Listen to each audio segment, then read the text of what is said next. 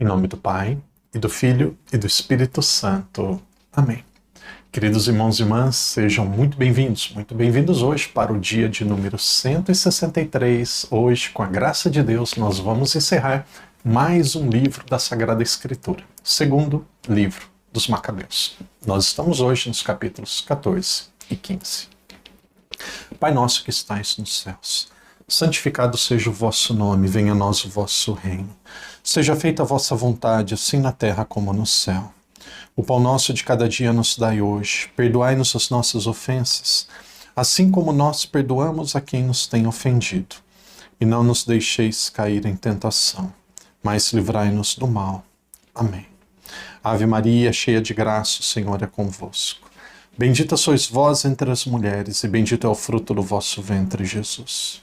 Santa Maria, Mãe de Deus, rogai por nós, pecadores, agora e na hora de nossa morte. Amém. Glória ao Pai, ao Filho e ao Espírito Santo, como era no princípio, agora e sempre. Amém. Hoje nós estamos no dia 163. Uma vez conversando com pessoas aqui locais, no Brasil a gente fala meia, uma vez eu fui falar o meu telefone, eu falei 6258, e aí uma pessoa, meia que é esse? Eu falei, 62, padre, o que é meia? Eu falei, 66, é brasileiro, né, brasileiro. Então, hoje é 162, 162, para quem, 163, para quem acompanha de outros lugares do mundo, quem está na África, quem acompanha de outros lugares, quem não é brasileiro, coloca ali qual país do mundo que você está e coloque se no seu país, no português do seu país, vocês usam também o termo meia. Meia não é isso que o padre está calçando aqui, não. Meia é meia dúzia. Então, hoje é o dia 163. Com a graça de Deus, encerramos segundo livro dos Macabeus. No dia de hoje nós temos alguém que vai tomar o poder. Antes era Antíoco, o Antíoco filho, e aqui nós temos Demétrio. O livro de 1 Macabeus fala muito desse Demétrio. Teve até algum momento que alguém falou no comentário, padre, é Demétrio ou Dário, ou Dario? Então era Demétrio. E aqui esse Demétrio ele volta, porque esse livro não é uma sequência do 1 Macabeus. É um livro paralelo, com mais detalhes da vida cotidiana do povo. Não é tanto uma história, mas é um enfoque mais religioso de alguns atos de defesa, principalmente defesa do templo. Então aqui nós temos um novo homem, nós temos Demétrio, vai voltar aquele que era o chefe do exército, vai voltar Demétrio, vai voltar aquele que era o chefe do exército, vai voltar Nicanor, e vai aparecer uma personagem nova, o nome dele é Alcimo. Eu penso que esse Alcimo, tenho praticamente certeza, já foi falado ali no primeiro livro de Macabeus. Alcimo era alguém que se tornou sumo sacerdote. Sumo sacerdote foi um usurpador, ele tomou à força o sumo sacerdócio. Então aqui vai aparecer bastante Demétrio, vai aparecer bastante Nicanor e também Alcimo. Aqui vale a pena ler, porque eu até coloquei uma observação aqui, eu coloquei uma risada. Vamos ver de onde que vem essa risada. Então capítulo 14, versículo 3. Ora, certo Alcimo, que anteriormente fora sumo sacerdote, mas que voluntariamente se havia contaminado no tempo da revolta, compreendeu que para ele não havia mais salvação de espécie alguma, nem qualquer possibilidade de acesso ao santo lugar. Ele, pois, vai dizer, dirigiu-se ao rei Demétrio, que por volta do ano 151 ofereceu-lhe uma coroa de ouro e uma palma. Além disso, alguns dos ramos de oliveira que costumavam oferecer no templo. E nesse dia manteve-se a reserva. Olha, não havia a esse homem salvação de espécie alguma. Não havia salvação. Ou seja, era uma pessoa que estava ao cimo, uma pessoa aqui que estava praticamente, totalmente contaminada. E aí vai dizer que esse Alcimo, ele faz algumas ofertas para Demétrio, para conquistar o seu coração, para ser de fato considerado sumo sacerdote, e aí ele aproveita que ele começa a ter o gosto, começa a ter proximidade com o rei, e ele utiliza isso daqui para atacar os judeus. Então aqui nós vamos encontrar um novo adversário um novo perseguidor dos judeus, que é o sumo sacerdote desse período, que é Alcimo. Ele já apareceu, algumas partes são muito semelhantes com o primeiro Macabeus, mas a maioria é diferente. Tem Judas Macabeu, tem Demétrio, e aqui esse Alcimo também aparece mais do que uma vez. Então ele se aproximou do rei para quê? Rei Demétrio, para quê? Para falar mal dos judeus, para conseguir atacar os judeus. E aos poucos, e aqui é triste, eu coloquei dos versículos 11 até o versículo 14, triste, Nicanor, Demétrio, eles fazem uma grande ataque, tem aqui um momento de grande ofensiva contra Israel, principalmente contra a região da Judéia. E aqui é algo triste, um momento de grande sofrimento para o povo. Aos poucos, aqui acontece um grande milagre. Nicanor, ele vai percebendo a força dos judeus, a força de Judas, e ele acaba se tornando Nicanor, quem que era? O chefe do exército de Demétrio, agora, chefe do exército dos Seleucidas, do Império Grego, o Império da Macedônia, que atacava aquele que era o responsável por atacar Israel, por atacar principalmente Jerusalém. Então Nicanor, ele percebe o poder, a força, Judas Macabeu, a força e o poder dos judeus. Então aos poucos ele vê que não consegue vencê-los, ele percebe o poder do Deus de Israel, do único e verdadeiro Deus, e aí ele começa a fazer aliança, ele começa a ter mais proximidade e até amizade com Judas Macabeu. E aí chega um momento, ele propõe um acordo, um momento de paz, eles até marcam um lugar para esse acordo de paz. Está ali a partir do versículo 20.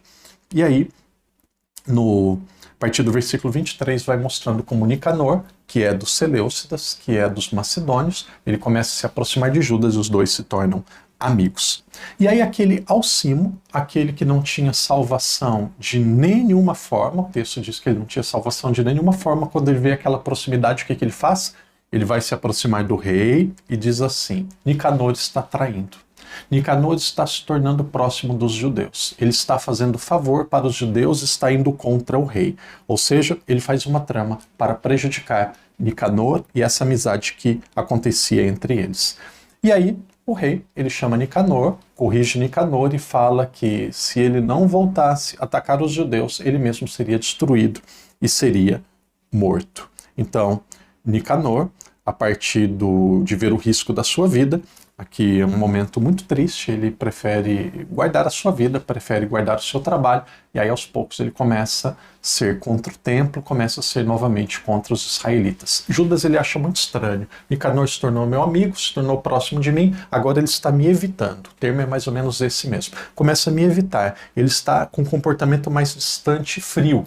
Aí o que acontece? Esse comportamento distante e frio acontece por quê? Acontece devido ao rei ele ter atacado Nicanor porque Alcimo, que era o sumo sacerdote, imagina, alguém que era sumo sacerdote é o responsável de oferecer sacrifícios no templo, a autoridade religiosa máxima da época, autoridade máxima, ele vai ao rei e se torna contra os judeus. Um período muito difícil, onde o sumo sacerdote, como se fosse o Papa, agindo contra o próprio povo que ele deveria defender. E esse não é o primeiro, Nós já temos aqui, vimos daqui para trás outros exemplos de sumo sacerdote, com exceção de Onias, totalmente corrompidos. Pessoas que não deixaram exemplo nenhum. O padre vai dizer um nome e eu vou dizer uma definição e vou deixar uma tarefa. O nome é Razis. Razis foi um judeu da melhor espécie, um grande exemplo de pessoa fiel a Deus. O exemplo de Razis está ali no versículo 37 e vai até o final do capítulo 14 até o versículo 46. Vamos ver se dá para ver aqui. Às vezes eu coloco e vamos ver. Aqui começa sobre Razis. Então vocês podem ver que tem até um bonequinho ali. Não sei se vocês conseguem ver. Não precisa dar um pause ali no seu vídeo. Se dá para ver mais ou menos, não tem importância. Então eu coloquei aqui na minha Bíblia. Razis, grande homem. Aí eu desenhei. O grande homem perseguido.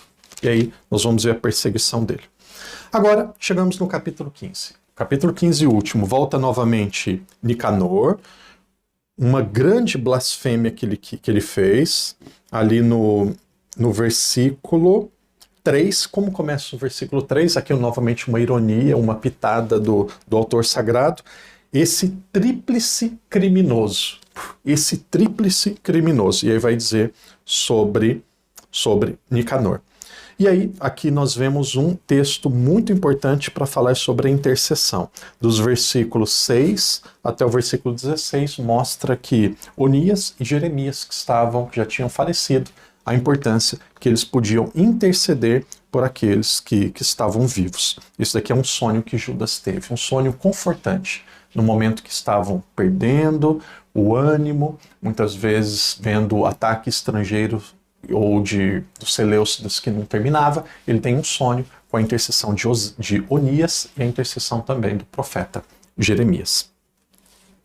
Nós vamos vendo ali mais um ataque contra o templo, e aí os judeus, com medo do templo ser destruído, eles reagem, e temos aqui a defesa do templo. Um texto ali do versículo 17 até o versículo 29, que vai mostrar o povo com medo do templo sendo atacado. E aqui é sempre esta tríade, são esses 3 passos. Primeiro o medo, depois a grande oração e súplica a Deus, ao Todo-Poderoso, e depois a afronta. Afronta no sentido depois o combate, a guerra, a luta. E aí, se tiver uma quarta parte, a vitória. Então, vai acontecendo isso muitas vezes. O povo fica com medo, depois o povo reza, faz penitência, o povo ataca e o povo vence. E aí, por fim, nós temos o fim triste de Nicanor e a sua morte. Ele é decapitado, ele é humilhado. Aqui, eu vou ser muito sincero, tive muita dificuldade de aceitar isso. Alguém vai dizer, padre Guerra, tudo é possível. Mas o que fizeram? Nicanor foi terrível. Condenada, 3 vezes uma pessoa deplorável, esse tríplice criminoso. O que fizeram? Cortaram a cabeça dele, colocaram em praça pública e aí humilharam e fizeram uma grande festa por causa disso. É um contexto, a gente vai aceitar, mas naturalmente hoje não vamos ficar nesse ponto aqui de cortar a cabeça, colocar em praça pública para celebrar, mas Nicanor ele foi destruído, ele foi vencido, o povo voltou a ter paz, e aí depois de aproximadamente 150 anos da morte de Nicanor, da morte de Judas, dos seus irmãos, nasce Jesus de Nazaré. Aqui é praticamente o fim do período histórico. A Bíblia é dividida em 4 partes diferentes: o Pentateuco, os livros históricos, os livros sapienciais e depois os livros proféticos. Estamos terminando hoje a segunda parte, os livros históricos. A gente vai deixar descansando os livros sapienciais e agora nós vamos para os livros proféticos. Qual que é o primeiro livro profético que nós vamos ler? Amós. Por quê? Porque Amós é o profeta que está mais antigo. Na Bíblia, o primeiro profeta que a gente encontra é Isaías. Mas não é o primeiro que a gente vai ler, porque a Bíblia, a ordem dos profetas na Bíblia é ordem de importância. Quanto mais importante, ele vem primeiro. Agora a gente não vai ler os primeiros, a gente tem história na cabeça. Então a gente vai ler um profeta que viveu mais ou menos no ano 760 a.C., no momento que as tribos do norte, que o reino do norte estava no apogeu, e vem esse profeta e diz: se vocês não mudarem, vocês vão perder o reinado. E aí depois eles não mudaram e foram invadidos pela Síria. Então nós lembramos disso. Então o profeta, no momento do apogeu lá do Reino do Norte, que disse que eles precisavam se comportar bem, senão eles perderiam aquele poder que eles tinham, aquele grande desenvolvimento e riqueza, é o profeta Amós. Por isso que nós começamos pelo profeta Amós. Então, próximo livro, profeta Amós. Leia o máximo que vocês conseguirem sobre o profeta Amós. Então esse é o próximo livro. Nós temos vamos colocar novamente hoje, um vídeo de aprofundamento de 1 hora explicando sobre o nosso método de estudo. Então agora nós terminamos os livros históricos, vamos para o profeta Amós. Por quê? Porque a história está na cabeça, agora a gente vai ver como que cada profeta, por ordem cronológica, encaixa nessa história. Para mim é o método, é o jeito que faz mais sentido, penso que aos poucos nós vamos compreendê-lo também. Irmão, irmã, que Deus te abençoe, que Deus te proteja. Amanhã, com a graça de Deus, mais um livro. Em nome do Pai, do Filho e do Espírito Santo. Amém.